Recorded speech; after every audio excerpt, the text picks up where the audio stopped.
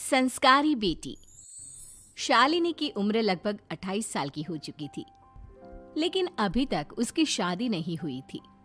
शालिनी के mummy papa सरला और महेश जी ने कभी उसकी शादी के लिए कुछ ज्यादा कोशिश भी नहीं की।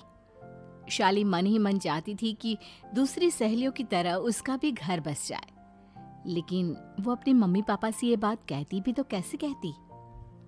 माँ जानती है, मेरी सहेली है ना शीतल, उससे बेटी हुई है, बड़ी प्यारी बच्ची है उसकी। अरे ये तो बहुत अच्छी बात है। उसकी शादी भी तो 4 साल पहले हो गई थी ना। अब क्या करे बेटा, चाहते हैं तो हम भी यही है कि तुम्हारी शादी हो जाए, लेकिन कोई अच्छा लड़का मिलता ही नहीं। कोई बात नहीं मम्मी पापा, मैं जानती हूँ आप मेरे लिए बहुत अच्छा रिश्ता ढूंढना चाहते हैं, और अभी मेरी इतनी उम्र भी तो नहीं हुई है। अच्छा शालिनी बेटा, क्या है ना, मेरे पास नई साड़ी नहीं है और मुझे किटी पार्टी में जाना था, तो इस महीने तेरी तनख्वाह आ जाए तो एक नई साड़ी दिलवा देना बेटा। और बेटा मेरा मोबाइल भी थोड़ा पुराना हो गया है, 6 महीने से इसी को काम में ले रहा हूँ। एक नया मोबाइल ला देना बेटा। हाँ हाँ मम्मी पापा। और माँ, आप तनख्वाह की चिंता क्यों करती हैं? साड़ी तो मैं आपको कल ही दिलवा दूंगी।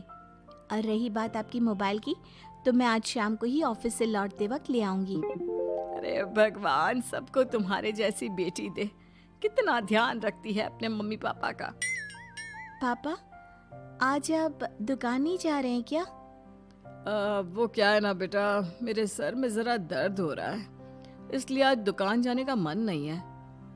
पापा दवाई ले लीजिए, और अगर हो सके तो चले जाइए। इस तरह दुकान बंद रहेगी तो ग्राहक आना बंद कर देंगे ना। अरे बेटा, तेरे पापा की अब उम्र हो चली है, और तू है ना हमारी कमाऊ बेटी, इतनी अच्छी नौकरी करती है, हमारा ख्याल रखती है, तेरे पापा को चिंता करने की क्या जरूरत भला है?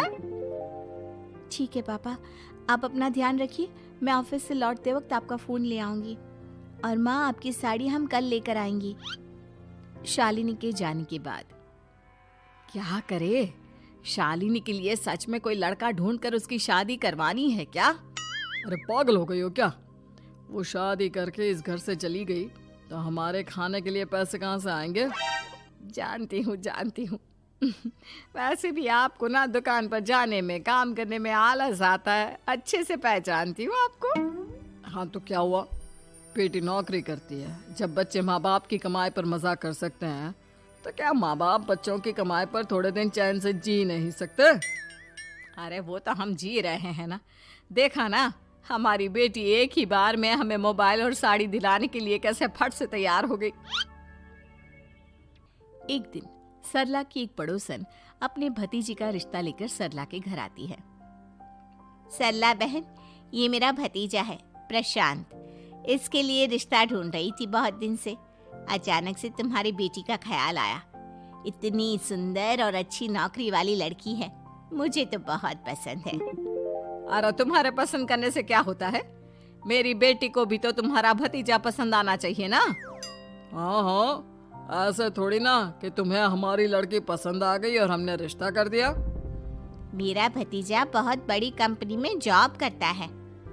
अंकल जी, मैंने आपकी बेटी को देखा है और वो मुझे बहुत पसंद है। हाँ, तुम्हें तो पसंद है, लेकिन हमें भी तो उससे एक बार पूछना पड़ेगा ना। तो बुलाइए ना शालिनी को, उससे पूछ लेते हैं कहाँ है वो। ऑफिस गई है और उसको आने में अभी देर लगेगी।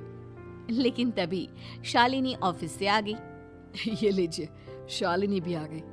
अब आमने सामने ही बात कर लेते हैं। आओ आओ शालिनी बेटा, इससे मिलो, मेरा भतीजा प्रशांत प्राइवेट कंपनी में अच्छी जॉब करता है। अब बेटा, तुम्हें ये लड़का पसंद है क्या? देखो बेटा, सोच समझ कर हाँ करना, तुम्हारे ऊपर कोई जबरदस्ती नहीं है। मम्मी पापा, प्रशांत की जॉब और उसकी बातें सुनकर मुझे तो काफी अच्छा लगा, मैं उससे शादी करने के लिए तैयार हूँ। ये लो, सारा मामला यहीं के यहीं निपट गया, लड़का और लड़की राजी हैं, तो अब हमें क्या। सरला की पड़ोसन और प्रशांत वहां से चले जाते हैं। अगले दिन, क्या हुआ मम्मी पापा, आप इतने उदास क्यों लग रहे हैं? वो क्या है ना बेटा, तुमने शादी के लिए हाँ कर दी उस लड़के के साथ। तो क्या हुआ माँ, उस लड़के में कोई खोट है क्या? आपको वो पसंद नहीं? अरे नहीं नहीं बेटा, जिसमें तुम्हारी खुशी उसमें हमारी खुशी। हमें भी लड़का पसंद है। तो फिर क्या बात है? अगर कुछ भी है तो आप मुझे बता सकते हैं। तुम्हारी माँ ये सोच सोच कर परेशान है कि तुम्हारे बाद हमारा क्या होगा। तुम हमारी इकलौती बेटी हो, हमारा बुढ़ापा कैसे कटेगा। अब बेटा, हम अपने बारे में सोचकर तुम्हें जिंदगी भर शादी करने से रोक तो नहीं सकते ना। जाओ, तुम अपनी जिंदगी में खुश रहो, हमारा क्या है, जैसे तैसे जी लेंगे। हाँ, बात तो सही है बेटा। कैसे भी करके मैं दुकान का काम कर लूंगा। तुम और प्रशांत शादी करके खुश रहो। अपने माँ बाप की बात सुनकर शालिनी काफी दुखी हो जाती है। उसे लगने लगता है कि वाकई में उसकी शादी हो जाने के बाद उसकी माँ और बाप का ख्याल कौन रखेगा। और यही सोचकर वो एक दिन प्रशांत से मिलती है। देखो प्रशांत, तुम मुझे बहुत पसंद हो, लेकिन मैं चाहकर भी तुमसे शादी नहीं कर सकती। अरे क्या हुआ शालिनी? क्या तुम मेरी किसी बात से परेशान हो? नहीं नहीं प्रशांत, मैं अपने माँ बाप की इकलौती संतान हूँ। अगर मैं भी शादी करके घर से चली गई तो उनका ख्याल कौन रखेगा, उनका खर्चा कौन उठाएगा। तो क्या तुम सारी जिंदगी शादी नहीं करोगी? शायद नहीं प्रशांत, और अगर अपने माँ बाप के लिए ये भी करना पड़े तो इसमें गलत क्या है। प्रशांत की सारी बात जाकर सरला की पड़ोसन यानी कि अपनी बुआ को बता देता है। ये सरला तो बड़ी चालाक निकली। प्रशांत, वो अपनी बेटी के साथ खेल खेल रही है। कैसा खेल? आप क्या कहना चाहती हैं?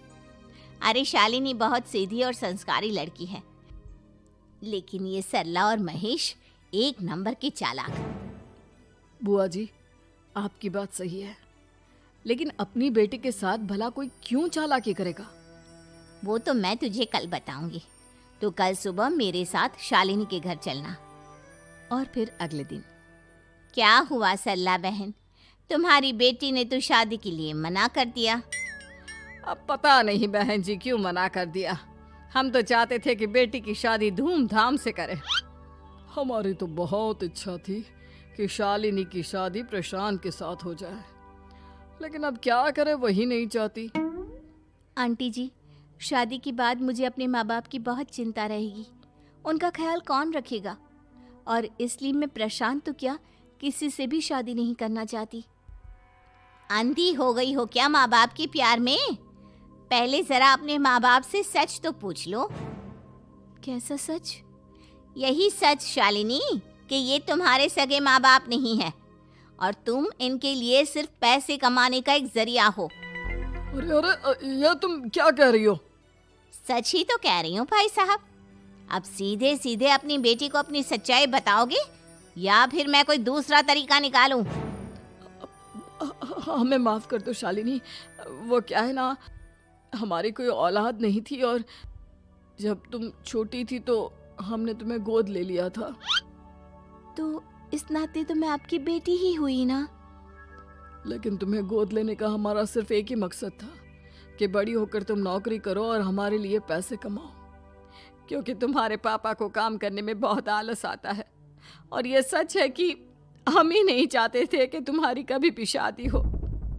कोई बात नहीं मम्मी पापा, आपने मुझे गोद लिया, पाल पोस कर बड़ा किया। भले ही उसके पीछे आपका कोई भी इरादा सही, लेकिन मैं आपकी बेटी हूँ। शादी तो मैं प्रशांत के साथ कर लूंगी, लेकिन उसके बाद भी जिंदगी भर आप दोनों का ख्याल रखूंगी। शालिनी की बातें सुनकर सरला और महेश को अपनी गलती का एहसास होता है और वो उससे माफी मांगते हैं।